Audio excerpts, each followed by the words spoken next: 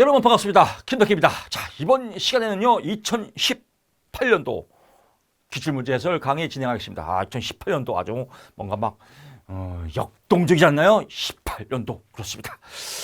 역동성, 집단 역동성 그렇습니다. 제가 항상 강조하지만 역동성, 우리 사전모 카페가 가진 이렇게 으쌰으쌰 하는 그런 역동성이 있었으면 좋겠습니다. 여러분의 댓글이 저에게는 보약입니다. 보약.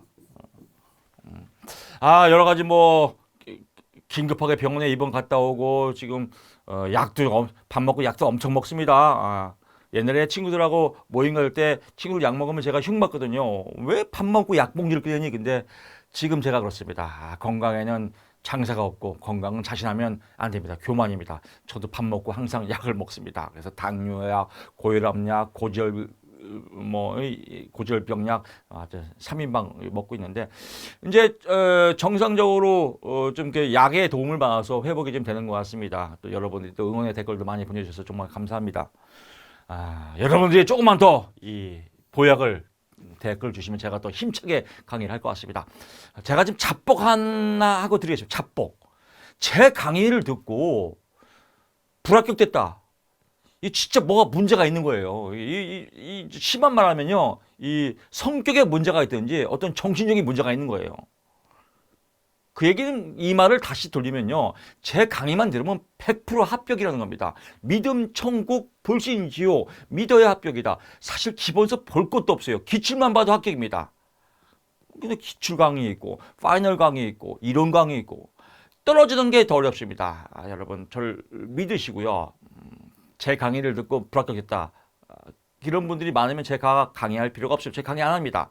이 정도 자신감과 여러분 확신을 갖고 강의하는 거니까 제 강의 믿으시고 여러분 즐겁게 공부하시면 너무 많이 공부하지 마십시오. 즐겁게 공부하시면 됩니다. 그리고 댓글 좀 꼭 좀 달아주세요. 빨리 시험 보고 싶습니다. 답이 팍팍 올라와요. 이런 댓글이 많았으면 좋겠습니다. 어떻게 해설을 하길래 이렇게 100% 합격인가? 지금부터 출발해 보겠습니다. 뭐 이거 인행사 이거는 진짜 여러분 지금 공부하는 책상에서 공부하지 마세요. 그냥 발랑 누워서 침대에 눕건 소파에 눕건 발랑 누워서 그냥 이렇게 TV 드라마 보듯이 보세요. 보세요. 인간 발달에 관한 설명으로 옳지 않은 거 체크하고 발달은 하부에서 상부로. 이거 뭐 너무 많이 나오잖아요. 벌써 우리 많이 발달은 하부에서 상부가 아니라 인지 대가리에서 밑으로 간다 이거예요. 그래서 상부에서 하부, 중심에서 말초로 간다라고 배웠지 않습니까? 그래서 하부에서 상부로. 웃기지 마라. 상부에서 하부로, 또 중심에서 말초로 간다. 이걸 뭘 공부해요? 착 보면 답이 나오죠. 그 다음에 이제 스키다시 서비스죠. 발달의 속도는 개인차가 있다. 당연하지. 발달은 유전과 환경의 상호작용에 의해서 당연하지. 응용 문제가 이렇게 나옵니다. 발달은 유전보다는 환경이 중요하다. 또는 발달은 환경보다는 유전이 중요하다. 웃기지 마라. 상호작용. 서로 째찌뽕해야 된다. 이런 거 맞출 수 있지 않어요. 발달에는 결정적 시기가 있다. 당연히 결정적 시기가 있죠. 뭐 유아기가 됐든 이 사춘기가 됐든. 보통 유아기의 발달 속도가 빠르면서 사춘기에는 심리적도 발달 단계도 또 변화가 있고 결정적 시기가 있다. 발달은 양적 변화와 질적 변화 당연하죠. 그래서 이런 문제들이 시험에 이제 골고루 나오지만 객관적인 상식 문제입니다. 발달에는 결정적 시기가 있다. 당연하죠. 발달에는 개인차가 있다. 당연하죠. 발달에는 양적 변화와 질적 변화 당연하죠. 신체 변화와 정신적 변화가 있다. 당연하죠. 한 문제 먹고 들어가잖아요. 아주 재밌습니다. 공부하면 재밌어요. 공부를 어렵게 공부하는 사람들이 어렵다고 하는 거지 공부 무지하게 쉽습니다. 2번 바꿔요. 피아제 또 맨날 나와요. 옳지 않은 거 체크하고. 구체적 조작기, 추상적 사고, 또 연역적 사고, 추상적, 연역적 이런 말만 들어가면 뭐예요? 형식적 조작기다. 구체적 조작기가 아니라 형식적 조작기다. 끝! 너무 쉽잖아요. 답이 나왔고. 근데 주체적 조작기는 언제예요? 7세에서 12세. 학교 다닐 때죠. 그래서 논리적 사고가 가능하고 가역성이 가능하고 이런 것들의 특징들이죠. 또래 집단의 활동이 가능하고 이런 내용들이다라고 하고요. 그 다음에 서비스. 인지 발달의 동화 기제와 조절 기제를 활용해서 환경에 적응하는 것이다. 그렇지. 인지 발달은 동화 기제. 강아지는 털이 하얗다. 조절 기제. 아, 털이 하얀 것도 있지만 검은 것도 있더라. 이런 것들을 동화 기제가 조절 기제가 있더라. 인지 발달 단계는 그렇죠.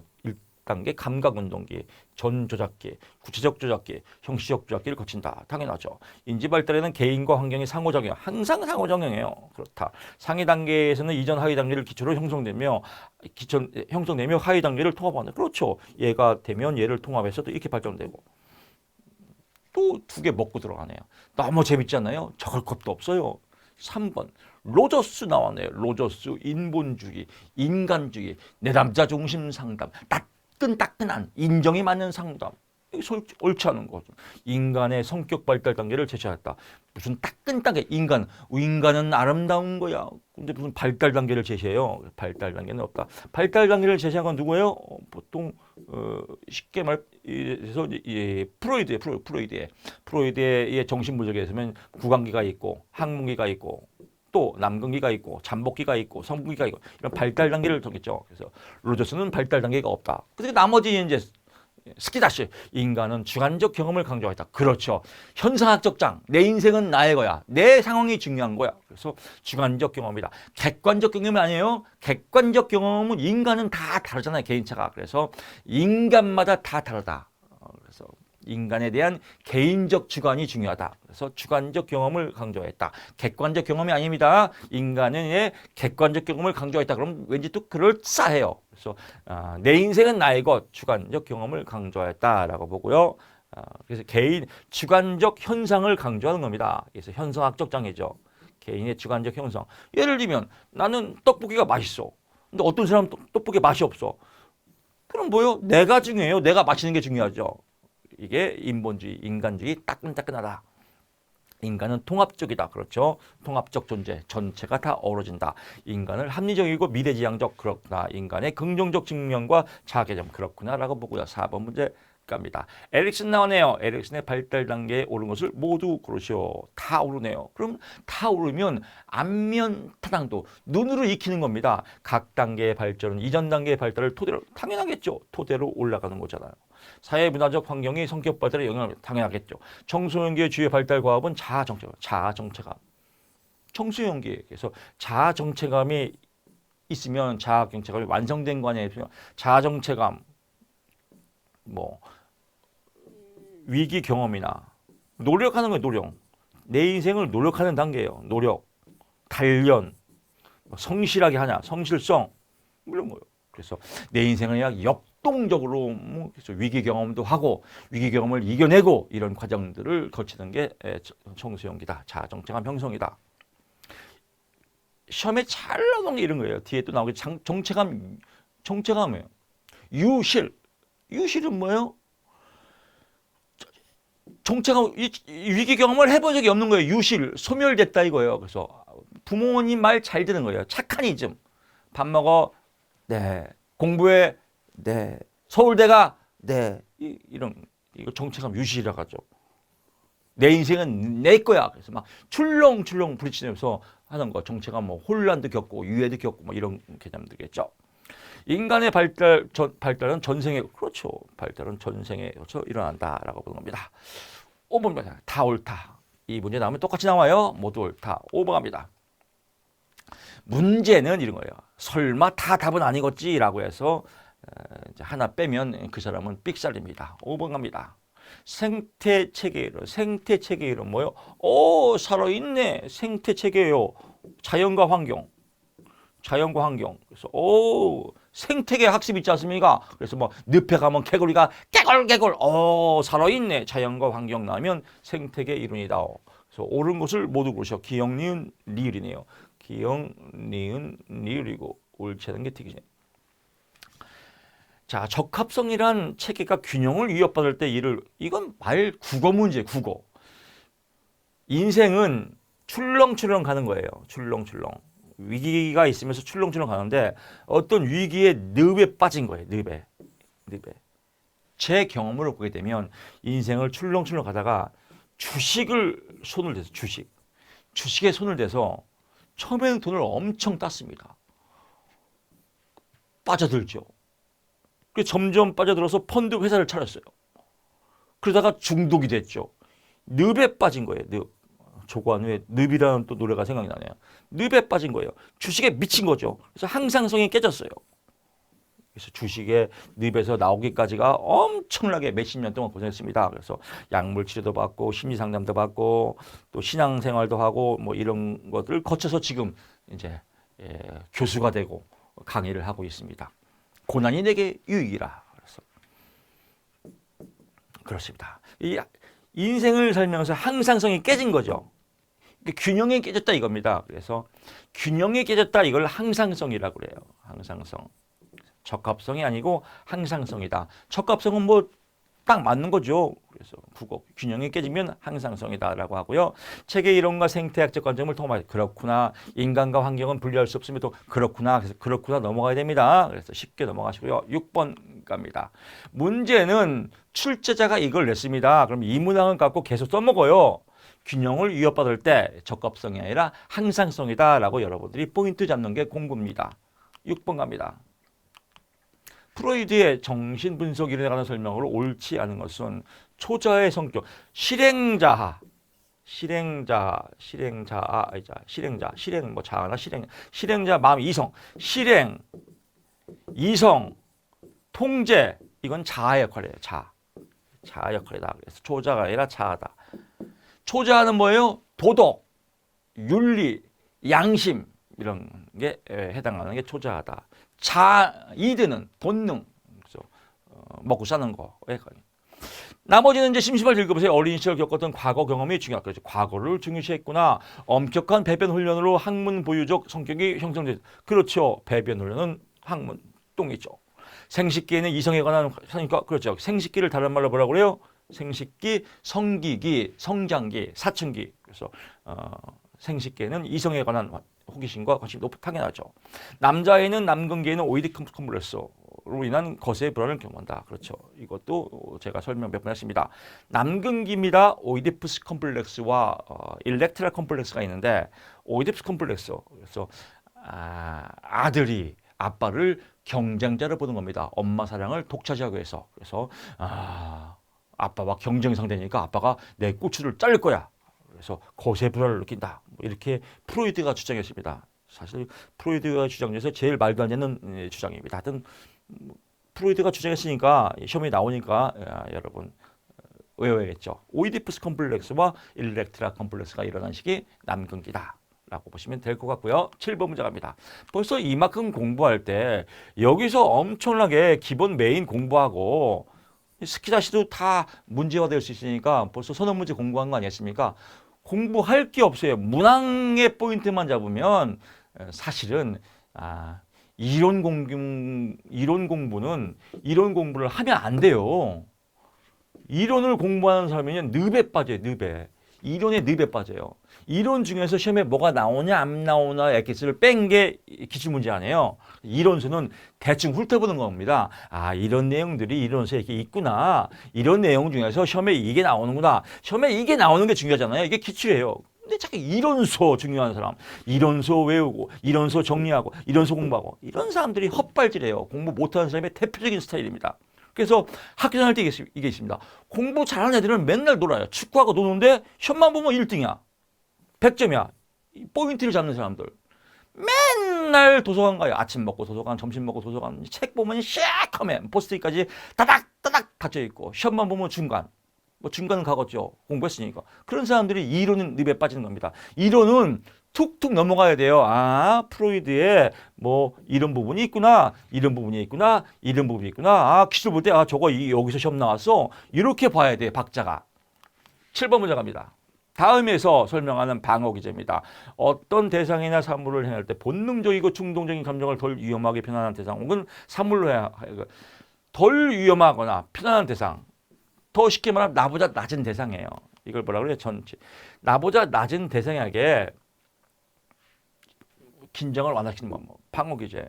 아버지에게 혼이 난 아이가 마당에 있는 개를 발로 차버리는 화를 푸는 거예요. 화풀이. 나보다 낮은 대상에게 화풀이 하는 거. 이 화풀이 하는 걸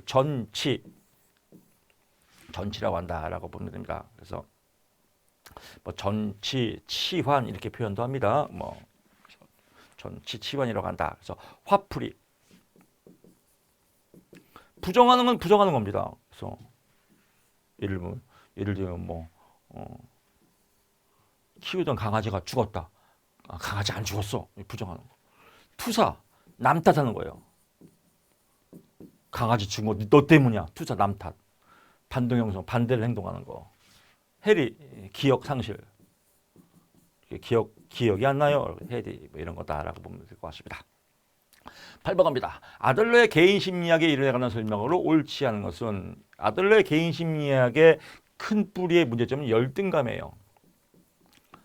열등감을 우월감으로 추구하는 게 상담의 목표죠. 그러면 여기에 나오는 건 이거예요. 나폴레옹 키가 굉장히 작대요. 아주 왜소하대요. 실제 보면 막 키도 작고 몸집도 작고 왜소해요. 자기의 왜소한 면을 이렇게 이겨내려고 세계를 정복하는 꿈을 꾸고 이렇게 그래서 열등감을 오히려 더 우월감으로 추구했다. 이거예요. 아들러가. 그래서 뭐예요? 열등감은 보다 나은 자기의 완성을 약화시키는 요소다.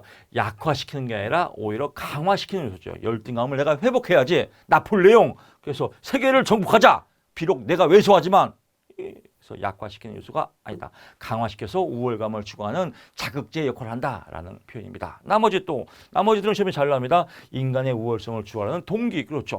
세계를 정복할 거야. 동기를 갖고 있다. 사회적 관심. 세계를 정복할 거야. 유럽도 가봐야지. 사회적 관심, 가족관계 및 아동계 경험의 맥락에서 발달하는 거죠. 가족관계, 아동계 경험 뭐 이런 것들의 맥락에서 뭐 이런 말은 뭐 이렇게 중요치 않고요. 사회적 관심을 중요시한다. 사회적 관심 아들러 뭐라고 보시면 될 것 같아요. 인간의 자신의 삶을 스스로 창조, 능동적, 출생순위, 가족의 크기 등은 개인의 성격 발달에 당연히 생활 양식에 영향을 미친다. 그래서 어떤 생활 양식, 지기도사 네 가지가 지기도사예요. 그래서 지배형, 기생형, 도피형, 사회형의 네 가지 생활 양식이 있다. 그래서 지배형, 주로 장남들 나를 따르라. 지배. 기생형을 획득이라고 그래요. 형 나도 갈게. 둘째 획득형. 도피형 회피, 막내. 나도 묻어가는 거. 횟집, 도피형. 회피형이죠.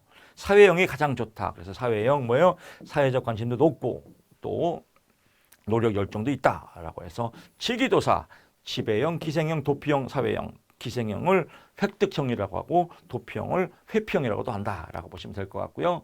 9번 문제 갑니다. 반두라 사회학습이론. 사회학습이론 뭐예요? 반두라 자기 효능감, 자기 자신을 믿는 마음이죠. 자기 자신이 믿는 마음이 있으면 반두라 자기 효능감, 자기 자신을 믿는 마음. 본인도 못 믿는데 어떻게 공부를 하겠습니까? 본인도 못 믿는 사람 관더라. 그래서 자기 효능감이 있는 사람 만두라. 자기 효능감이 없는 사람 관더라. 옳지 않은 겁니다. 자기 효능감이 있으려면 뭐예요? 잘 봐야죠. 사진 목각배에서 김덕기 교수 수업을 잘 들어야죠. 관찰을. 나를 강화해야지. 강화. 따라서 해야지. 모델링. 논박은 아니다. 논박 디스프트 뭐예요? 인지정서 행동. 인지정서 행동 이론이라고도 하고 인지를 합리정서 행동 이론. 그래서 비합리적 신념을 합리적 신념으로 바꾸는 거. A, B, C, D, E, F. A. 선행 사건이 있고 B. 신념체계. 비합리적 신념이 일어나면 C. 결정이 나고 그건 아니오.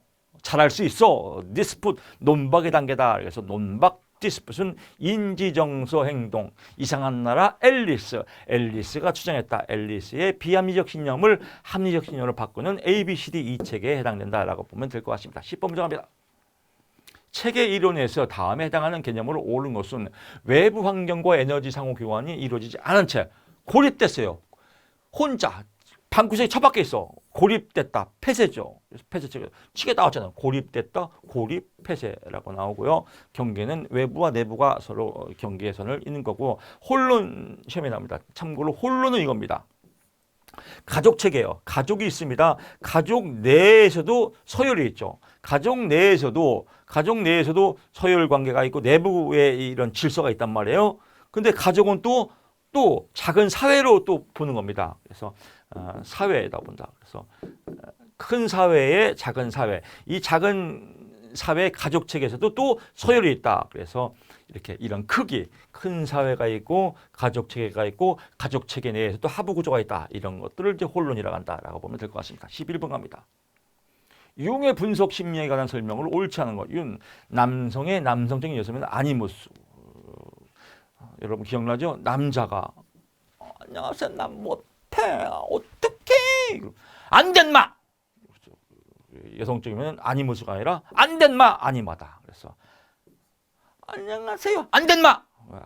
아니무스가 아니라 아니마라고 보면 답이 나왔죠.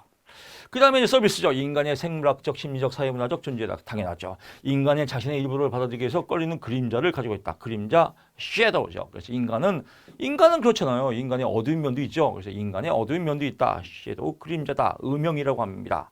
집단 무의식은 조상대로 나오는 경험의 신전물로 보았다. 그렇죠. 조상대로 나오는 어떤 전통적인 의식관. 이걸 집단 무의식이라고 한다. 페르소나, 사회적 가면, 인격체죠. 개인의 외부에 표시되는 이미지, 가면. 그런 거죠. 저도 옷 이렇게 이쁘게 입지 않습니까? 왜? 인격체를 잘 보이려고요. 저는 여러분 솔직하고 싶어요. 그래서 옷 홀딱 벗고 강해 보세요. 이게 미친 거 아니에요? 미친 놈이죠. 인격체가 아니에요. 그래서 사회적 가면, 페르소나. 그래서 가면 외부에 표출되는 이미지. 그래서 이미지 가면을 페르소나라고 한다. 이건 개별적으로 나올 때 있습니다. 라고 보시면 될 것 같고요. 12번 갑니다. 피아제의 인지발달 단계 중 감각운동기의 세부 단계, 감각운동기 6단계가 있습니다. 그래서 요것도 시험에 나온 적이 있습니다. 이렇게 봤어요. 반사기, 1차 순환 반응기, 2차 순환 반응기, 또 2차 도식 협응기, 또 3차 순환 반응기가 있고요. 또 6단계,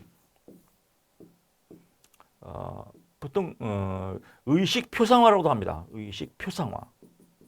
표상화 단계, 표상화 단계입니다. 그래서 사고 단계, 보통 사고 단계는 사고 생각 단계입니다. 그래서 표상화 단계라고 보면 될 것 같습니다. 그래서 요 6단계 여러분 다음 중 인지 발달 단계 감각 운동기의 6단계 순서가 올바른 것은 이렇게 나온 적도 있어요. 그래서 반사기, 1차 순환기, 2차 순환기, 2차 도식기, 3차 순환기, 그다음에 표상화 단계다라고 보면 돼요. 이 표상화 단계는 18개월에서 24개월이에요. 24개월.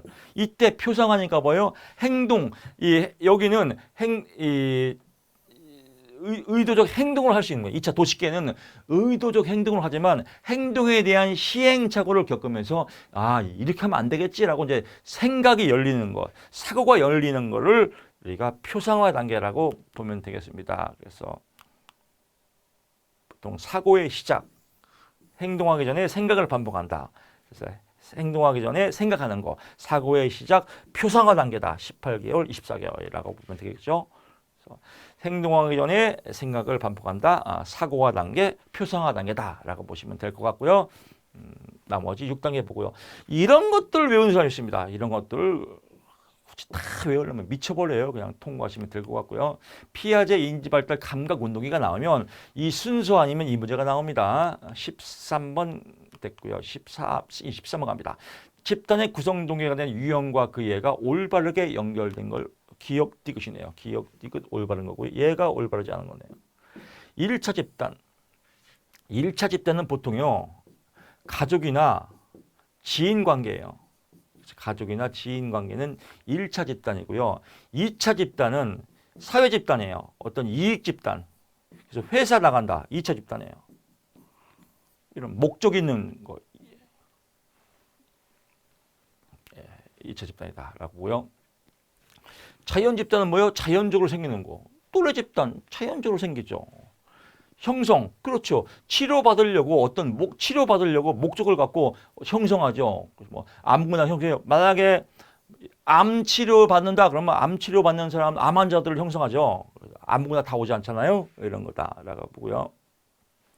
과업 집단은 뭐예요? 과업 집단은 목적을 위해서 하는 거잖아요. 그래서 이건 과업 집단은 1차 집단이 아니라 2차 집단이기도 하고 또 과업을 위해서 형성하니까 형성 집단이기도 하고 2차 집단이다라고. 이웃은 뭐예요? 지인 관계죠. 1차 집단이죠. 라고 보면 될 것 같습니다. 14번 갑니다. 청소년기의 인지 발달의 일반적인 특성으로 옳지 않은 것은 자기 개념의 발달이 시작되고 자기 경험이 급격히 증가한다라고 나왔습니다. 이 자기 개념, 나. 이건 뭐예요? 이 발달 단계에서 보게 되면 이거는 내 인생이 중요해. 내가 숙제했더니 참 재밌어. 근면성. 숙제를 못하는 게 열등감. 이거 언제 생겨요? 이건 아동기다, 아동기. 그래서 아동기에 자기 개념의 발달이 시작되고 자기 효능감이 급격히 증가한다. 내가 공부했더니 1등했어. 어디 가서? 학교에서. 학교갈 시기예요. 그래서 아동기에 해당한다라고 보는 겁니다. 청소년기가 아니라 아동기에 해당한다라고 보는 겁니다. 그래서 정답 나왔죠? 나머지는 이제 청소년기니까 구체적인 사물에 한정되지 않고 추상적 개념을 다룰 수 있다. 그렇겠지. 가설을 세울. 그래서 청소년기는 피아제의 인지 발달에 보게 되면 뭐예요? 형식적 조작기에 해당되는 겁니다. 가설을 세우고 가설, 연역법이죠. 인간관계를 추론할 수 있다. 연역적 사고 가능하다. 피아제의 이론에 의하면 형식적 조작기, 그렇죠. 형식적 조작기다. 자아중심 사고에서 상상적 청중 현상, 개인적, 그렇죠. 상상적 청중. 사람들이 나만 바라봐, 개인적 우야. 나는 할 수 있어. 이런 것들에 대한 현상을 보인다. 상상적 청중, 개인적과 청소년이다. 자기 개념은 아동기에 해당한다라고 보고요. 15번 갑니다. 다음에서 공통으로 설명하는 요소로 옳은 것은 에릭슨의 심리발달 나이에서 성인 초기. 성인 초기는 뭐예요? 애인이 있어 없어. 애인이 있으면 친밀감. 애인이 없으면 뭐예요? 고독해, 고립감. 답 나왔죠. 친밀감 나왔네요. 스턴버그도 사랑의 3요소. 사람의 3요소 짝대기. 친밀감. 친밀감이 있어야죠. 보고 싶어서 친밀감. 헌신, 너를 위해서 준비했어. 헌신, 선물도 주고, 열정. 너를 위해서 노래할게. 사랑은 아름다운 거야. 이런, 그래서 사랑의 3요소. 친밀감이 있고, 헌신이 있고, 열정이 있고, 이런 사람들이 연애를 잘하더라. 연애의 3박자예요. 그래서 이 세 가지가 없는 사람이 연애를 못하는 거예요. 친밀감도 없고, 안녕하세요. 그럼 뭐 만나고 싶겠어요? 헌신, 선물도 안 해주고, 열정. 만나려면 만나고요. 이런 사람은 뭐 안 만나가죠. 그래서 사랑의 짝대기 세 가지 스탠버그. 그래서 공통점은 뭐예요? 친밀감이다라고 보고요. 16번 갑니다. 마샤의 자아 정체감 이론. 뭐 우리도 징그럽게 세 맨날 나온 거 또 나고 나온 거 또 나오고 그래요. 철수는 어려서부터 변호사였던 아버지만 나오면 무조건 정체감 유실해요. 왜? 아버지가 시키거든요. 너 의대가 알겠습니다. 그래서 아버지가 시키는 대로 정체감 유실이다. 정체감 혼란은 뭐예요? 혼란을 겪는 거예요. 정체감 성취 맨 마지막에 성취한 거고요. 정체감 위에 막 갈등하는 단계 뭐 이런 것들 보면 됩니다. 다음에 이론과 그 기본 가정의 연결이 옳은 것은 그렇죠. 스키너 행동주의죠. 행동주의는 뭐예요? 환경이죠. 그래서 행동주의 환경이다라고 하고요. 정신결정론은 프로이드죠. 정신상호결정론은 뭐예요? 이거는 사회학습 반드라죠. 정신결정 프로이드. 환경 나오면 뭐예요? 행동주의. 답 나왔죠? 3번이다. 18번 갑니다. 문화와 관련된 내용으로 옳은 것은 문화. 비물질 문화에는 관념 문화와 규범 문화가 있다라고 나와. 문화. 그렇죠. 이건 이제 사실 이런 거 다 보려면 미쳐버려요. 틀린 거는 관념 문화에는 법과 관습이 있다라고 나와. 관념 문화가 아니라 뭐예요? 비물질 문화죠. 이런 것들을 다 보려면 여기서 정리할게요. 그래서 일단 여기에 포인트입니다. 비물질 문화에는 관념 문화는 보통 의식이에요. 의식, 가치. 비물질 문화니까 의식, 가치. 뭐 이런 것들. 신념, 정신세계 이런 거고. 규범 문화는 뭐 규범이죠. 법과 질서 이런 규범 문화가 있고요. 그 다음에 물질 문화에서 보게 되면 물질 문화는 먹고 사는 거예요. 먹고 의식주와 관계 있다. 그래서 의식주와 관계 있는 것은 물질 문화고 비물질 문화는 규범 문화와 관념 문화로 두 가지로 이루어져 있다라고 보면 되고요. 규범 문화는 어떤 질서, 사회 질서예요. 가족, 혼인, 법과 나오고요. 관념 문화는 신화, 철학, 언어, 문학, 예술 이런 정신 세계와 관련된 게 관념 문화다라고 봅니다. 그래서 정리하면 관념 문화와 의식 세계, 정신 세계와 규범 문화, 법과 질서가 함께 있는 걸 비물질 문화라고 하고 물질 문화는 의식주, 먹고 사는 거와 관계 있다라고 포인트만 잡으시면 어떻게 나오더라도 답을 맞출 수 있습니다.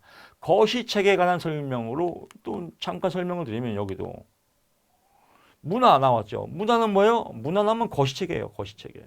큰 틀이다. 문화 의식 나오면 거시책이다라고 보면 될 것 같고요. 종교적 신념 나왔죠. 과학적 진리, 신념, 의식 나오니까 뭐예요? 이건 기본 문화가 아니라 뭐예요? 관념 문화다. 뭐 이렇게 보면 될 것입니다.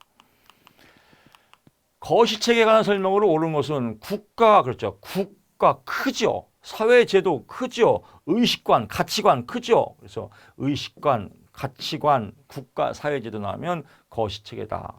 개인은 미시책이죠. 가족, 소집단, 이웃은 뭐예요? 미시와 중간에 꼈다랬죠. 미시체계 간의 연결망은 뭐예요? 연결망 나오면 중간체계예요. 인간의 삶과 행동의 일반이 그렇구나라고 보고요. 20번 갑니다. 에릭슨의 심리 사회적 위기의 강점, 이것도 지금 많이 나오죠. 그래서 정체감 대 역할 혼미. 정체감 뭐예요?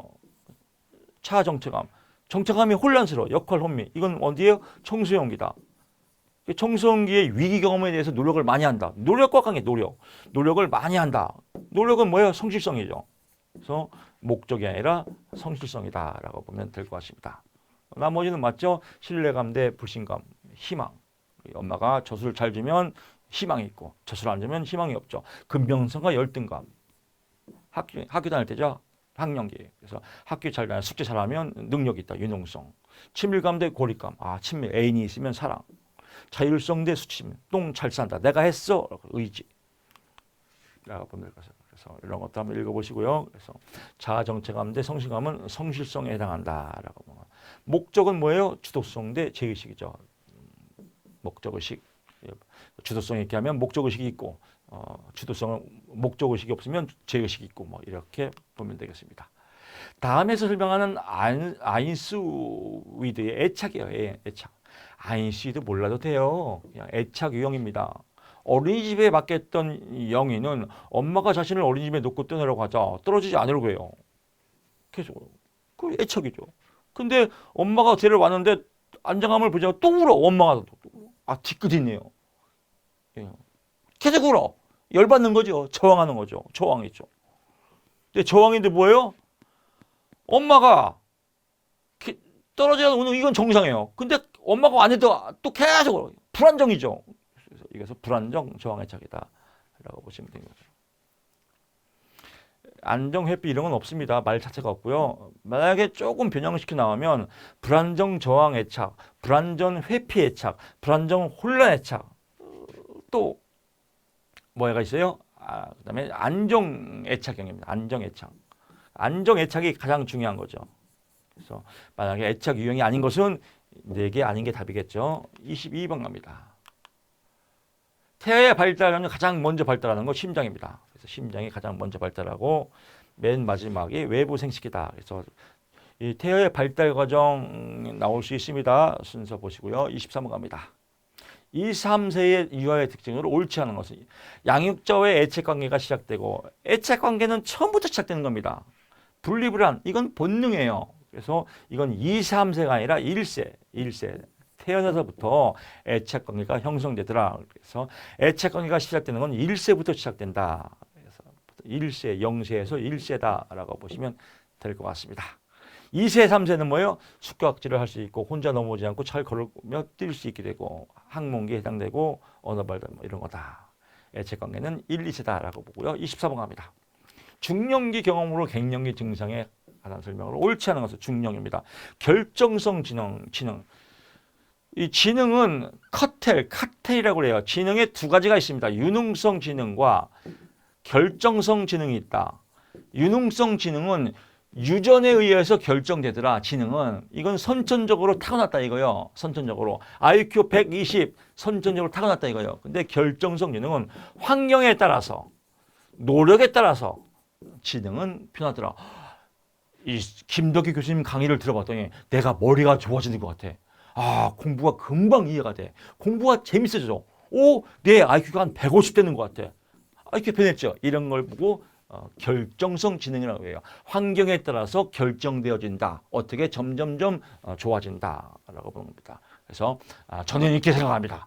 우리 사진모 카페에서 김덕희 교수를 강연 듣는 사람들의 IQ는 150으로 결정되고 우리 카페에서 강의를 안 듣는 사람은 80으로 결정되더라라고 하는 겁니다. 그래서 결정성 지능은 감소하고 유동성 지능은 증가한다라고 하는 중년이 나이가 먹으면서 어떤 환경의 노력 때문에 결정성 지능은 감소가 아니라 증가한다라고 나옵니다. 제가 아까 우리 사진목 카페에서 공부 안 하면 IQ가 80으로 떨어진다. 이건 그냥 웃자고 하는 겁니다. 그래서 나이가 먹을수록 환경에 따라서 지능이 증가한다라고 하는 건 유동성 지능이다라고 보는 거, 결정성 지능이라고 하나 보는 겁니다. 결정성 지능은 감소하고 유동성 지능은 증가한다. 유동성 지능은 선천적인 거에 한번 결정됐기 때문에 증가하지 않는다라고 보면 되겠습니다. 오히려 뭐 자연 발생으로 타고난 지능은 나이가 먹으면서 점점 떨어지겠죠.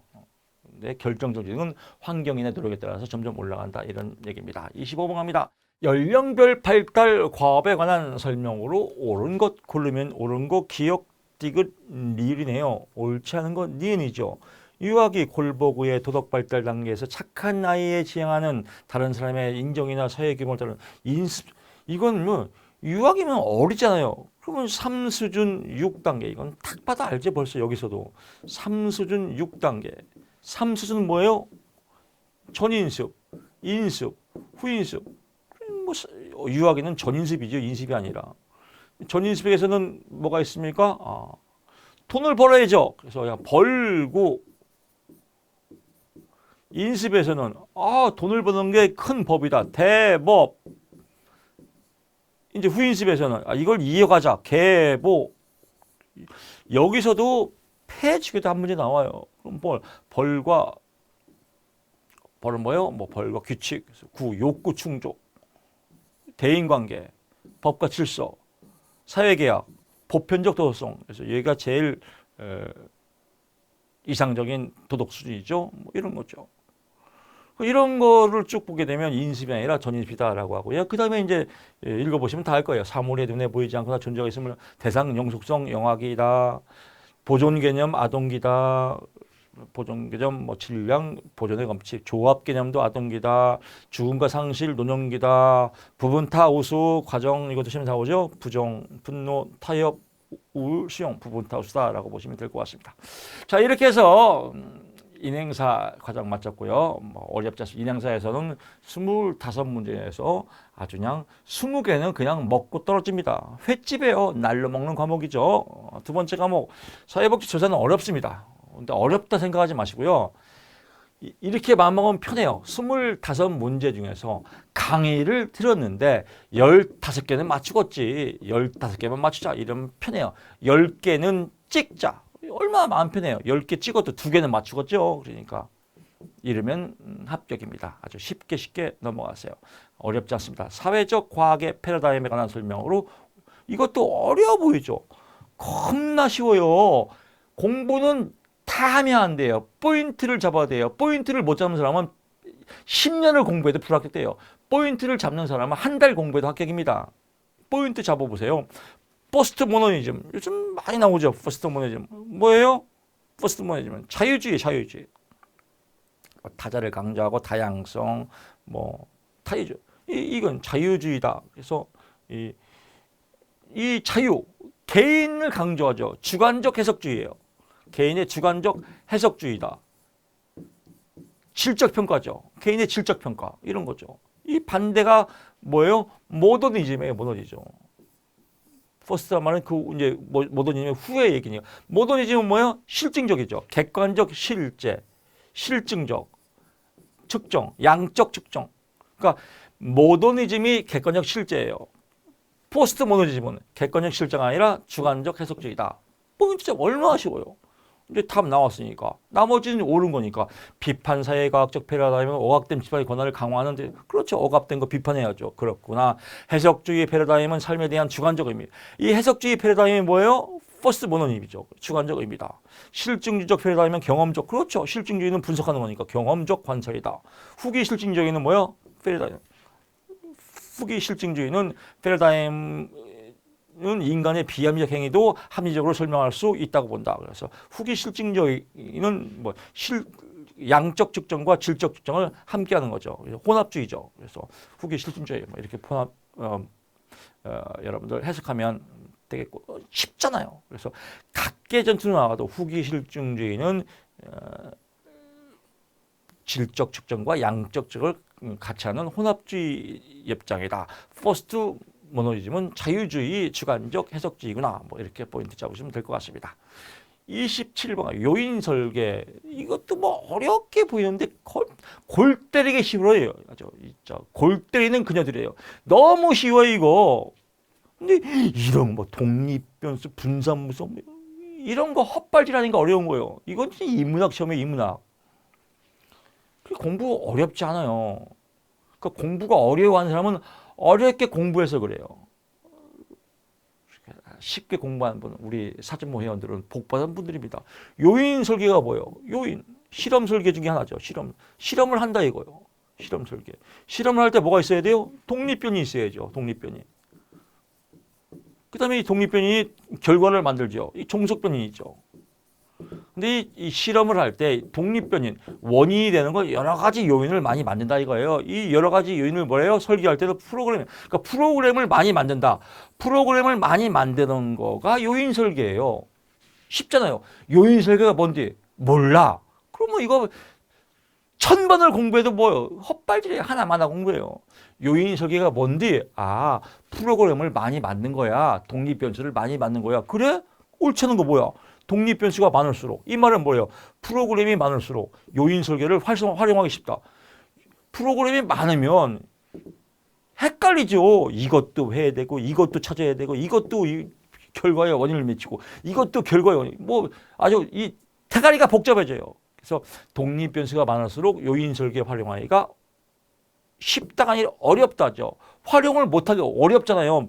너무 프로그램이 쉽게 인문학으로 프로그램이 많으면 활용하기가 어렵다. 왜? 많으니까. 얼마나 쉬워요. 이 문제 나오면 이 문제 나왔으면 좋겠어요? 안 나왔으면 좋겠어요? 나왔으면 좋겠죠. 이게 답이 팍팍 올라와야 돼요. 쉽다 웃기지만 어렵대. 왜? 프로그램이 많으니까 너무 쉽잖아요. 그냥 옳은 거니까. 집단 비교 결과의 일반화 가능성이 높은 편. 그렇구나. 독립변수의 속성에 대한 활동 행위를 말하고 그렇구나. 뭐 그렇구나. 뭐 분산 분석의 통계적 기법을 활용할 수 있다. 그렇구나. 뭐 이런 것들은 그냥 스키다시 후보들이니까 있어도 그만 없어도 그만. 28번 갑니다. 변수의 가설에 관한 설명으로 옳은 것 기억, 니은, 리을이네요. 기억, 니은, 리을이 옳죠? 그렇죠. 디귿이 틀린 거예요. 그러면 모든 변수는 개념이 아니지만 모든 개념은 변수이다라고 해서 개념이 나오고요. 개념이 더 큰 거겠죠. 어떤 개념이 나오면 이 개념에 해당하는 변수들이 다 나오겠죠. 이렇게. 그래서 이 변수는 개념에 다 포함되겠죠. 그러면 모든 변수는 개념이 아니 모든 변수는 개념에 다 포함되겠죠. 얘가 큰데 이렇게 얘는 다 담는 거니까요. 모든 개념은 변수다. 개념만의 모든 변수들은 개념 속에 파생된 건데 모든 변수가 아니죠. 그래서 이것도 간단해. 그냥 개념이 크고 개념 속에 변수들이 나가 있다라고 하면 답이 나왔죠. 그 다음에 나머지 가설은 검증에 가능해야 된다. 그렇구나. 가설은 변수 간의 관계를 가정하는 그렇구나. 영가설이 뭐예요? 이것도 시험에 가끔 나옵니다. 영가설을 귀무가설이라고 그래요. 어떤 가설을 만들 때 A는 B와 관계가 없을 것이다. 관계가 없다가 아니라 없을 것이다 라고. 그래서 영가설, 귀무가설라고 주장한 거. 관계가 있을 것이다 라고 하는 인과가설이죠. 원인과 결과가 맞다. 그래서 인과가설, 인과가설이 반대죠. 그래서 인과가 형성이 안 됐다. 영가설 안 될 것이다입니다. 안 된다가 아니라 영가설은 독립변수가 종수표에 영향을 미치지 않는다고 가정한다. 그럴 것이다 라고 보는 겁니다. 뭐 관계가 없으니 것이라고 보는 거니까요. 29번 갑니다. 사회복지사 과학적 조사 연구 방법을 활용하는 일반적 상황이 아닌 것은 새로운 통계적 분석 기법을 개발할 때 사회복지사가 무슨 통계까지 분석해요? 이 통계 분석은 통계사가 하는 거죠. 그래서 사회복지사가 통계까지 분석할 시간 없다. 아주 간단하죠. 나머지 볼 거 없습니다. 나머지 볼 거 없는데 나머지 외우는 분들이 헛발질이죠. 근데 이런 분들이 의외로 많다는 거예요. 그러면서 사회복지사 시험 어려워. 참 답답합니다. 30번 갑니다. 쿤 나오네. 쿤타 긴태. 가 떠오르네. 쿤 하면 뭔가 이름도 세죠. 혁명가. 혁명, 혁신. 쿤이야, 쿤. 그러니까 쿤 나오면 긴타 쿤태. 혁명, 혁신. 과학적 패러다임이에요. 즉 과학적 패러다임은 뭐예요? 혁신적, 혁명적 패러다임이에요. 일반적이 아니라 혁신적이다. 우리 김덕희 교수 강의법, 우리 사전목 강의법도 일반 강의예요? 혁신적인 강의예요? 혁신적인 강의예요. 그래서 이 과학적 패러다임의 강의다라고 하는 겁니다. 그럼 정답 체크하고 과학은 지식의 누적에 의해서 지식의 누적에 의해서 점진적으로 하는 거 이건 일반적인 거예요. 일반적인 혁신적인 게 아니라 그래서 지금 웃자고 하는 겁니다. 그래서 뭐 시대 시루떡 또 에드왈 뭐 이런 것들의 내용들 보면 이론서 쫙 한 100강 설명하고 이론서 끝나면 또 핵심 요약집 뭐 또 만들어 놓고 이게 다 헛발질이에요. 이런 거 뭐하러 봐요? 기출을 봐야지. 이런 것들 보는 게 옛날 공부 방법, 투지식 공부 방법. 기본 지식의 기본서 누적돼서 외우고 점진적으로 하고 자고 나면 까먹고 이런 거예요. 혁신적인 건 뭐예요? 답을 체크하자. 과학적 패러다임이다. 혁명, 혁신적이다. 이해가죠? 그 다음에 이제 옳은 것을 스키다시 현상에 대한 우리의 관점을 조직하는 근본적인 도식의 패러다임. 그렇죠. 근본적인 답을 찾는 거니까. 학문 공동체의 사회적 성격의 화학이 이렇구나. 상이한 과학적 패러다임은 실제 그렇구나. 그래서 어쩌 나오지만 포인트는 이겁니다. 군, 혁명, 혁신. 답만 외우자. 기본 지식은 쌓을 필요 없다. 31번 갑니다. 사회복지사 조사의 연구 문제에 관한 설명으로 옳은 것. 이런 연구 문제에 대한 내용이 나오면 대부분이 좋은 말이 답이에요. 연구 문제는 연구자의 관심이나 의문에 대한 그렇구나. 잠정적 결과를 예측하는 연구 문제를 제시할 수 있다. 그렇구나. 모든 사회복지사는 연구 문제가 있다. 당연하겠죠. 문제 형성 과정에서 다른 연구자에서 당연하겠죠. 연구 문제의 변수 간의 관계를 예측할 필요가 그렇겠죠. 이건 조금 미음 헷갈리니까 보충 설명합니다. 연구 문제가 있으면 연구 문제가 생겼으면 연구 문제가 정해진 거예요. 변수 간의 예측은 가설 설정이거든요. 근데 연구 문제가 딱 만들어졌으면 가설 설정할 필요는 없죠. 뭐 연구 문제가 생겼는데 그래서 가설을 변수 간의 관계를 예측할 필요가 없다. 왜 연구 문제가 정해졌으니까 라고 보시면 될 것 같습니다. 32번 갑니다. 사회과학의 윤리 영역 쉽죠. 뭐 옳지 않은 것만 보는 겁니다. 연구의 공익적 가치는 일반적으로 연구 윤리보다 윤리가 우선이에요. 아무리 공익적 가치가 있더라도 백신 만들었어요. 공익적 가치가 있더라도 개인의 윤리가 더 앞서는 겁니다. 당연하겠죠. 그래서 연구 윤리가 우선, 웃기지 마라, 윤리가 우선이다 라고 보면 나머지 볼 거 없습니다. 나머지 볼 거 없으면 과감히 이건 읽지도 마세요. 읽는 시간도 이거는 소모적 에너지입니다. 33번 갑니다. 척도 수준에 관한 설명으로 옳은 것은 척보면입니다. 척도가 뭐예요? 사이즈예요, 사이즈. 명서 등비, 명명척도, 명명을 명목척도로 갑니다. 서열척도, 등간척도, 비율척도. 비율척도가 사이즈가 제일 큰 겁니다. 그래서 명명 이름의 차이를 이름만 분별하는 거. 서열은 분별 플러스 순서도 알 수 있는 거. 등간은 분별 플러스 순서 플러스 간격도 알 수 있는 거. 비율은 분별 플러스 순서 플러스 간격 플러스 비율까지도 알 수 있는 거. 비율적도 가장 큰 거죠. 정답 체크하면 연령은 그렇죠.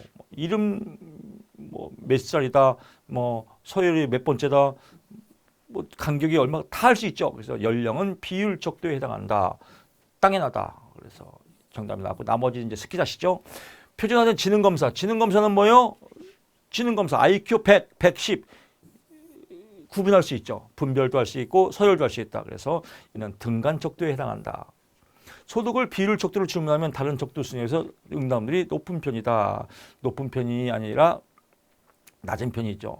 왜냐하면 소득이 낮아요. 너 소득 얼마요? 50만 원이요. 대답하기 싫죠. 그래서 응답률이 낮은 편이다.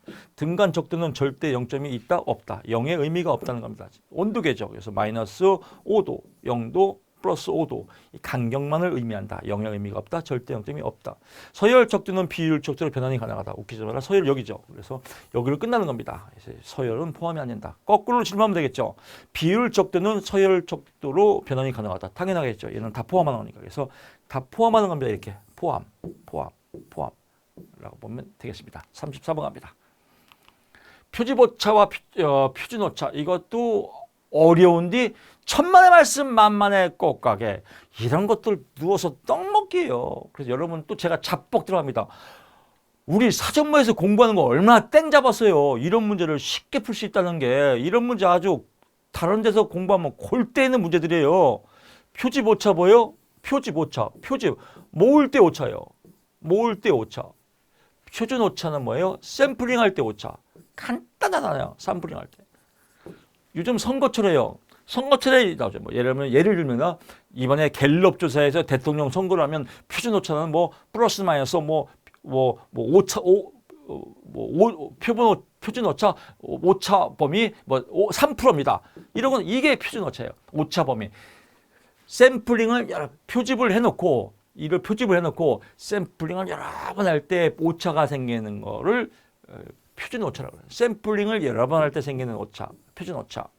또 얼마큼 잘 모았냐 안 모았냐를 할 때 표집오차입니다. 그럼 정답 체크하면 동일한 조건이라면 표준오차가 클수록 검정 통계량이 통계적으로 유의할 가능성이 높아진다라고 나왔습니다. 보게 되면 여기서 이제 말장난이에요, 말장. 동일한 조건이라면 표준오차가 클수록 표준오차가 크다는 건 뭐예요? 샘플링을 많이 할수록 삑사리가 많이 나. 삑사리가 많이 난 거예요. 삑사리가 많이 나면 통계값이 통계적으로 유의 이건 뭐예요? 의미가 있다는 거예요. 의미가 있을 가능. 의미가 없겠죠. 왜? 삑사리가 많이 나면 뭐예요? 의미가 높아진다. 웃기지만 낮아진다. 왜? 삑사리가 났어요. 얼마나 쉬워요? 이거 설명드리면 초등학교 2학년도 맞출 수 있습니까?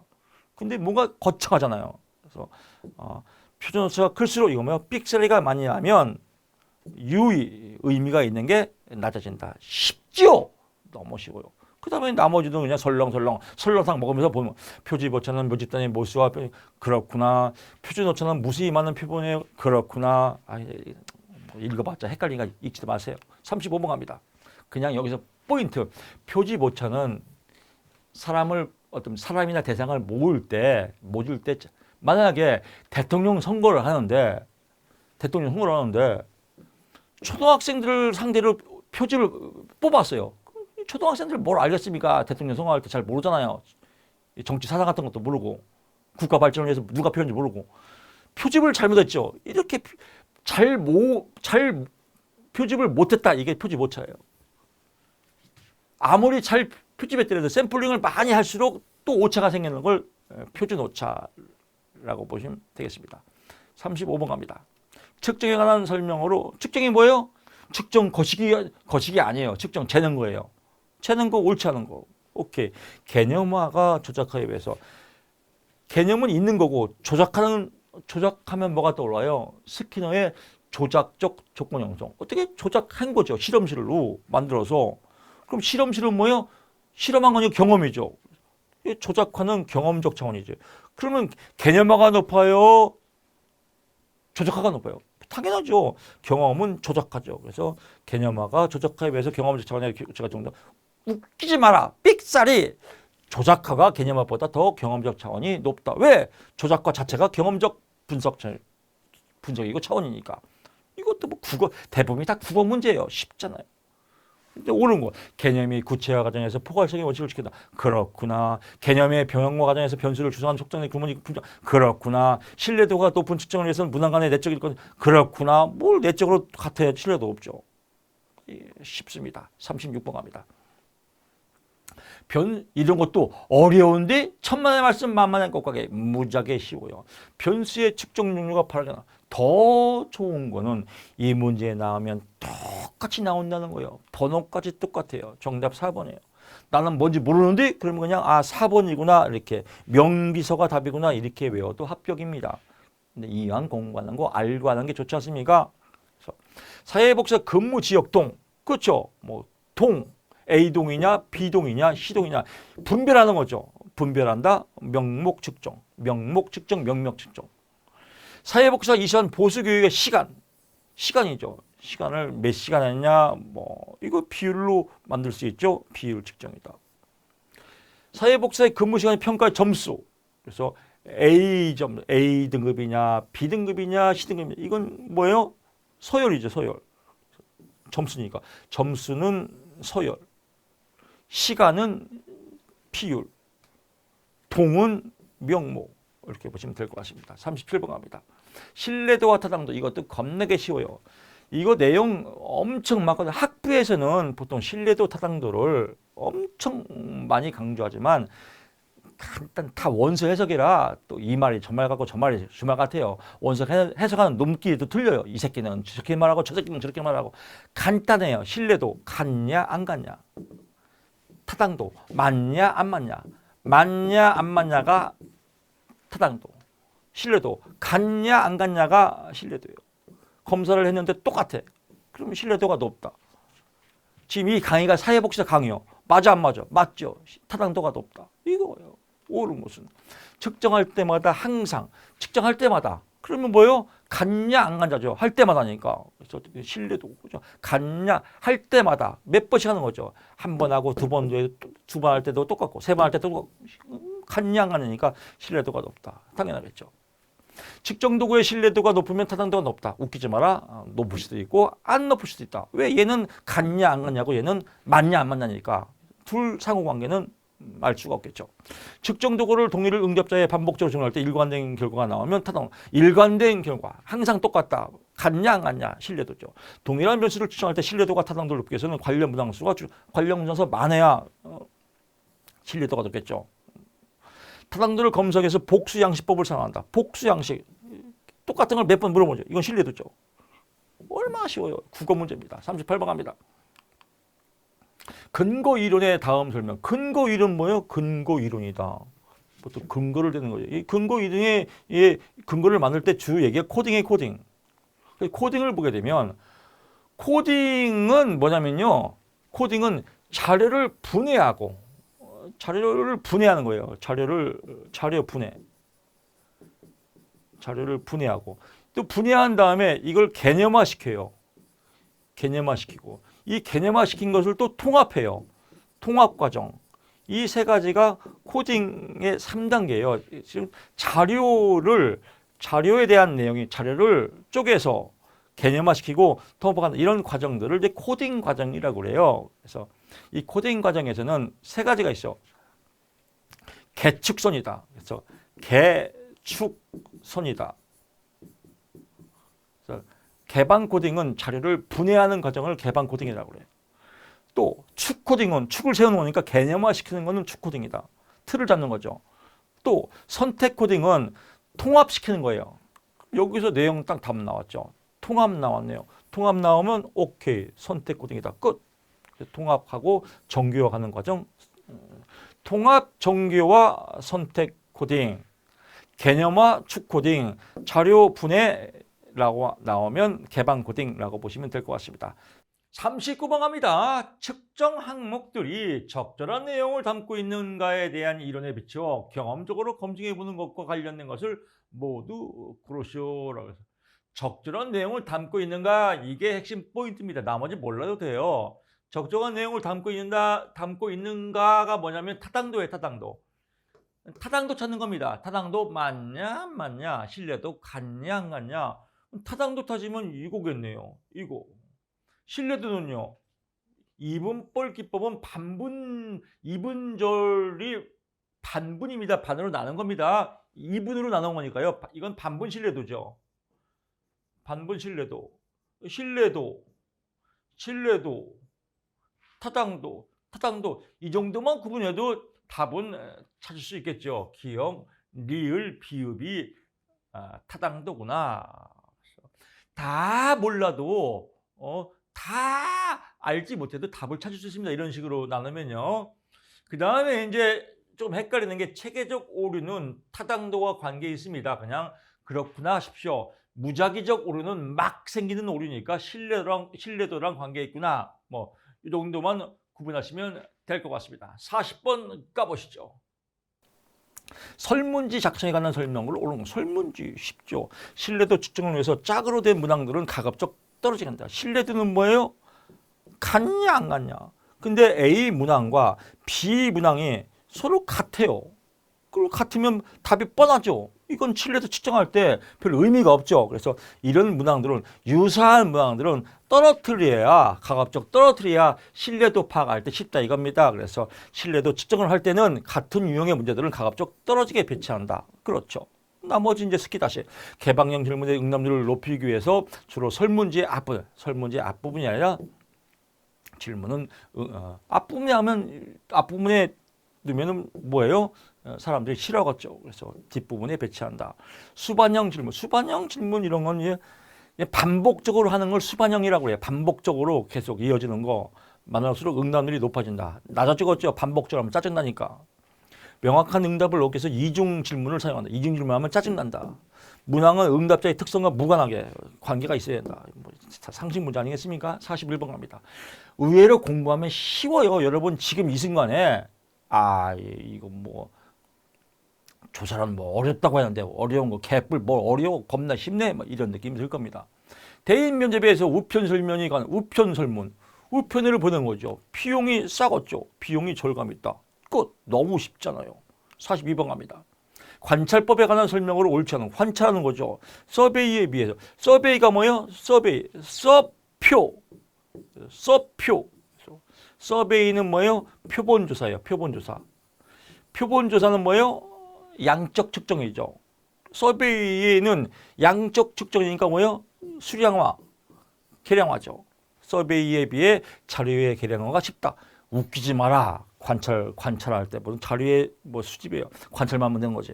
그래서 자료의 계량화가 쉬운 거는 뭐예요? 서베이죠. 왜? 표본조사니까. 그래서 서베이는 표본조사다. 그래서 서베이가 계량화가 쉽다라고 보면 될 것 같습니다. 43번 갑니다. 지난 20년 동안 A 신문 나왔네요. 사회면 기사를 자료로 노인에 대한 인식 변화는 뭐예요? 개인의 연구니까 질적 연구죠. 사회는 뭐예요? 신문은 뭐예요? 신문 양적 연구죠. 그래서 신문 양적 연구. 또 노인에 대한 인식 변화, 개인의 인식 변화, 질적 연구다. 그래서 양적, 질적 평가이다라고 보는 겁니다. 그래서 옳은 거 체크하면 기억, 니은, 디귿이 옳고 리을. 이 연구에서는 양적 분석법을 사용할 수 없다. 웃기지 마라. 있다. 신문이 양적 분석 평가다라고 하고요. 범주 항목들은 신문 기사 자료로부터 도출된다. 그렇구나. 주제보다 단어를 기록 단위로 할 때는 자료집. 그렇구나. 단어가 많으니까 맥락 단위는 기록 단위보다 더 큰. 그렇죠. 맥락이 더 크겠죠. 상식이죠. 43번 갑니다. 집단 조사 방법에 관한 설명을 옳은 것. 집단으로 하는 거죠. 네트워크 구조 분석에서는 관계형 변수를 줄여. 그렇죠. 네트워크는 뭐예요? 연결하는 거니까. 뭘 연결해요? 관계 있는 거. 그래서 관계형 변수다. 끝. 상식이지 않습니까? 그 다음에 이제 요거는 스키다시. 초점 집단에서는 집단 역학에 관한 것은 분석 대상이 될 수 없다? 있다. 초점 집단은 뭐예요? 집중해서 조사하는 거니까. 델타의 기법은 대면 집단의 상호작용을 중요하다. 델타의 기법 뭐예요? 델타의 기법은 여러분 많이 배웠죠? 전문가들을 위해서 우편으로 조사하는 거. 델타의 기법. 델타의 기법은 일반인을 웃기지 마라 전문인이다. 네트워크 분석은 조직 간 전달 체계를 분석하는 적절하다. 왜 네트워크니까? 상식이지 않습니까? 공부 겁나게 쉬워요. 45번. 이런 공부를 왜 불합격해요? 이런 공부를 불합격하는 사람들은 잘못 배워서 그래요. 그래서 여러분 아주 잘 배우는 곳에 오셔서 여러분 축하드리고 땡 잡았습니다. 패널 조사에 관한 설명으로 옳지 않은 것은 패널 조사가 무슨 뜻인지 알아야죠. 근데 의외로 공부할 때 패널 조사가 뭔지 몰라요. 그냥 열심히만 공부하는 사람 이거 헛발질해요. 안타까운 공부 방법이죠. 패널 조사가 뭐예요? 이 패널만 알면 쉬워요. 패널은 뭐예요? 대상을 정해놓은 거죠. 그래서 한 사람의 대상을 정해놓고 뭐 10살 때, 20살 때, 30살 때 쭉 이렇게 조사하는 걸 패널 조사라고 그래요. 오랫동안 조사한다 해서 종단 연구라고 하죠. 그럼 뭐예요? 오랫동안 조사하니까 10대 때하고 20대 때하고 또 여러 가지 변수가 많이 생길 수 있죠. 그래서 정답. 이런 변수가 많이 생기는 걸 패널 조건화라고 그래요. 패널 조건화 현상으로 연구 결과의 정확성이 패널 조건화 현상은 뭐예요? 성장하면서 오랫동안 시간이 지나면서 여러 가지 변수가 작용한다라고. 이거는 변수가 작용해서 정확도가 떨어지는 거죠. 예를 들면 나는 10대 때 김치를 좋아해. 20대 때는 김치가 싫어지네. 30대 때 김치가 더 좋아졌네.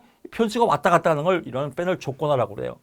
정확도가 높아진다. 아, 정확도가 떨어진다. 왜 패널 조건화는 조건화, 변수가 많이 생기는 걸 의미한다. 이 용어를 알면 쉽지 않습니까? 답 나왔고요. 나머지는 동일 대상을 반복 조사하는 것이다. 그렇구나. 조사 대상의 추적과 관리 비용이 많이 나요. 그렇구나. 오랫동안 하려면 독립 변수의 시간적 우연성을 확보할 수 있어 내적 타당도가 오랫동안 관찰하니까 타당도가 높을 수 있구나. 조사 대상자의 상실로의 변화를 확인하. 그렇죠. 하다가 또 그만두면 또 확인하기 어렵죠. 근데 여기서 시간적 우선성이 확보할 수 있어 내적 타당도 높지만 이런 높은 과정에서도 패널 조건화 현상이 발생하더라. 이런 겁니다. 46번 갑니다. 조사 대상자의 선정 편향. 편향은 뭐예요? 한쪽으로 쏠리는 거죠. 그럼 답 나왔네요. 측정의 정확수가 없겠죠. 왜? 쏠렸으니까. 그래서 어려운 거는 이거 국어 문제 아니에요. 진짜 설명하기도 참 거시기해요. 설명할 것도 없습니다. 편향, 쏠리는 거. 쏠렸으니까 정확도가 떨어지겠죠. 이걸 뭘 공부해? 헛발질 공부 방법. 선정 편향은 내적 타당도 이런 거 공부하는 사람이 있습니다. 이거 헛발질이에요. 40 이런 거지 마찬가지죠.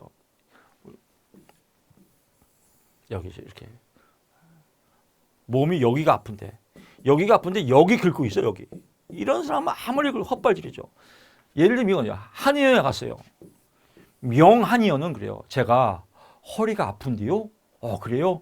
누워보세요. 침 한 방 딱 꽂았더니 허리가 났어. 근데 한 방에 10만 원입니다. 10만 원 엄청 싼 거예요. 한 방에 딱 놓고 허리가 났으면. 근데 어떤 한의원은 침을 100대를 꽂아줘요. 근데 더 아파. 이런 한의원은 엉망진창이에요. 근데 거꾸로 생각해. 저 한의원은 10만 원에 침을 100대를 꼽아줘. 근데 저 한의원은 침 10만 원에 한 대 꼽이 안 꼽아줘. 이거 미친 거 아니에요? 한 대 꽂고 낫는 게 낫지. 공부도 마찬가지예요. 한 번 딱 하고 낫는 게 낫지. 이거 낫지도 않은 거 100방 꽂아봐야 몸만 상합니다. 공부 많이 하지 마세요. 이런 거 100방 꽂아봐야 헛발질이에요. 한 방. 편향은 쏠린 거지. 정확도가 없겠지. 관계없지. 끝. 47번 갑니다. 신뢰도 수준. 이것도 옳은 것 모두 고르면 간단해요. 기억, 니은, 디귿, 리을 다 옳구나. 오케이. 이런 거 그냥 99 나오면 95 나오면 다 옳구나. 답 5번. 끝. 나 같으면 이렇게 외워요. 그냥 뭐가 나와. 뭐 이렇게 99가 많이 나오면 답이 다네. 5번이네. 끝. 이렇게 외우는 게 완빵이에요. 왜? 나오면 똑같이 나오거든요. 이걸 믿어야 됩니다. 신뢰도는 뭐예요? 갔냐 안 갔냐. 90% 신뢰주니까 1%는 그렇겠죠. 1%가 해야 100%짜니까. 신뢰주는 95%에서는 99%보다 1.5를 줄일 수 있다. 뭐 그렇구나 라고. 95% 신뢰주는 뭐 그렇구나 그냥 아니야. 그렇구나 답다 끝. 더 가면 에라예요. 48번 갑니다.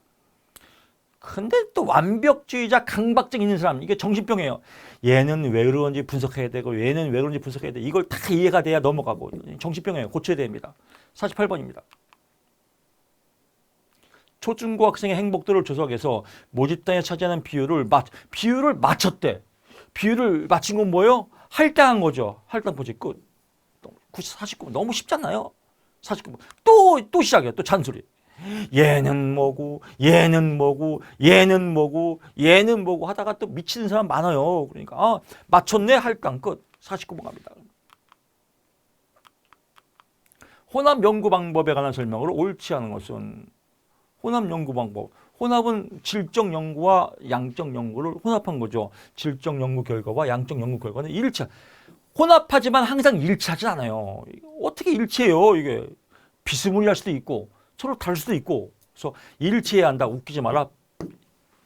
인생은 완벽한 게 없다. 그래서 노래도 있지 않습니까? 인생은 미완성. 일치해야 한다, 일치 않을 수도 있다라고 하고요. 나머지 이제 양적 연구와 질적 연구에 대한 전문적 지식이 그렇구나, 연구 있다, 양적 연구와 질적 연구의 상대 비용이 그렇구나, 그렇구나, 끝. 50번 갑니다. 단일 사례 설계에 관한 설명을 옳지 않은 것은 단일 사례 설명. 사례 연구 대상과 개입 방법은 여러 개가 될 수 없다라고 합니다. 단일 사례 설계에서도 연구 대상이 여러 명이 될 수도 있고 방법도 여러 개를 할 수가 있죠.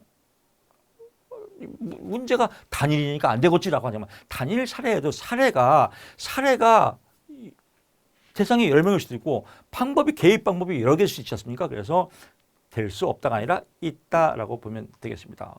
기초성 국면과 개입 국면이 있다. 당연히 있겠죠. 기초성 국면은 그냥 사전 조사고 개입은 개입하는 거죠. 그래서 연구 조사 이거 여러분 기억나죠? 기초선 국면 이러면 기초선이 없다. B, A, P 기초선이 없고 바로 개입한 다음에 그 다음에 쉬었다가 또 바로 또 개입하고 이런 거 뭐 BAB, ABC, ABCD 이런 건 또 그때 문제 가서 해결 제가 설명 다 드리지 않습니까? 여기서는 될 수 없다, 있다 이것만 포인트 잡으시면 될 것 같습니다. 경향과 변화를 파악하도록 반복 관찰한다. 그렇구나. 통계적 원리를 적용해서 분석할 수 있다. 그렇구나.